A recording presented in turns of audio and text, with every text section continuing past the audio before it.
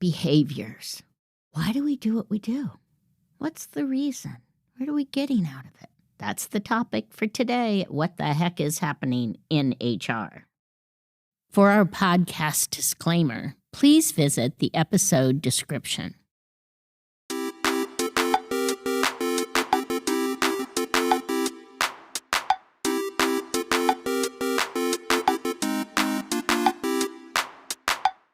Thanks for coming back to What the Heck is Happening in HR, and today we're going to talk about behaviors. I just think it's good to check in once in a while and make sure we remember the 4 functions of behavior. There's only 4. Really, there's only 4. Yeah, but this is no, there's only 4. 4 functions. And a lot of times people have different acronyms around it. I like SEAT. I don't know why. I just happen to remember it by SEAT. So we'll start with the S. So people have different behaviors, and I'll do this, like clicking my pen. Oh, I used to do this the entire time I gave a talk.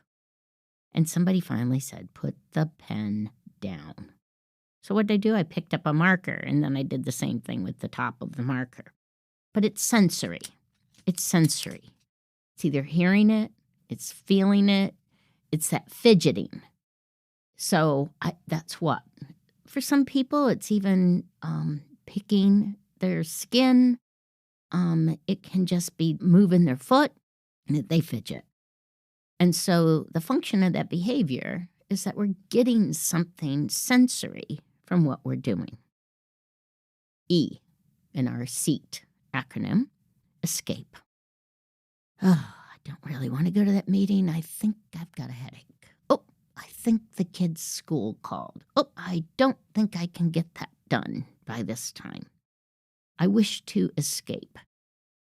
And so I'm actually going to become very defiant in a meeting that I had to attend that was called, and therefore they're going to ask me to leave.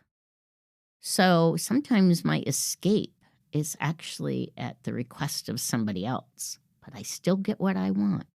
I still have the function of my behavior is to escape. And so when people are really upping their absenteeism, they don't want to come to work. They're escaping. Why is that? Why is there a group of people who work for one supervisor? They don't want to come back in. What are they escaping? What makes it better for them to not be at work? Third thing, A, S-E-A, attention.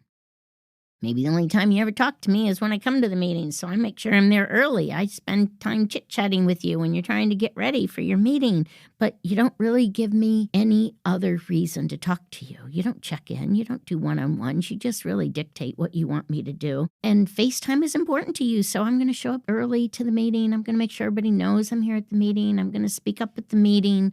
I'm going to make sure that people understand that I signed up for things. It's all about attention.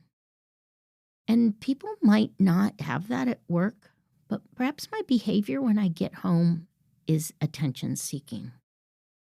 Maybe I don't get recognized for anything I do at work, but I put a different meal on the table every night, and nobody says squat. And so maybe I just want to say, how's dinner? Did you get enough? Did you enjoy it? I'm seeking some feedback. I'm seeking some attention for what I did. I'm seeking some appreciation. I'm seeking recognition. And speaking of recognition, T is tactical. I'm getting something for it. It's tangible. It is why I come to work. I get paid. So I'm getting paid. I'm getting something. It might not be great, but I'm going to keep doing it. I put gas in my car because I want to use my car. I want to go somewhere with it. It is a reason I do what I do. The function of that behavior is so that I then can use that tool.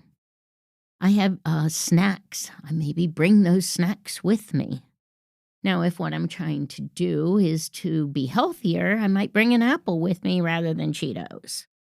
But the function of it, the function of having something with me is something that's tangible that I'm going to be able to have once I hit a certain time, after I've finished a certain assignment. Or maybe I'll take a certain break.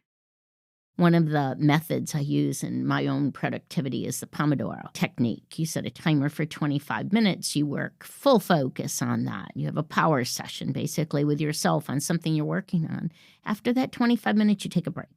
You get to do something you, if you will, you want to do. Even if you are kind of in the mode and can go further, you give yourself that break. It's something tangible I have to be able to do that.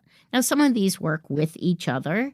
And so you might have someone who is creating a distraction in a workplace, in a school setting, at home, and it might be a distraction so they can escape, but they also get something sensory out of it. You also have people who can really hide behind things like the attention now. I don't want the attention, so I'm coming into the Zoom late. After everyone's had all their chit-chat, I really don't want to hear it. So it's really important that we understand those 4 functions of behavior and think about those in your own world and what B.F. Skinner called your private events, your thoughts, your own thoughts as to why you do things that you do.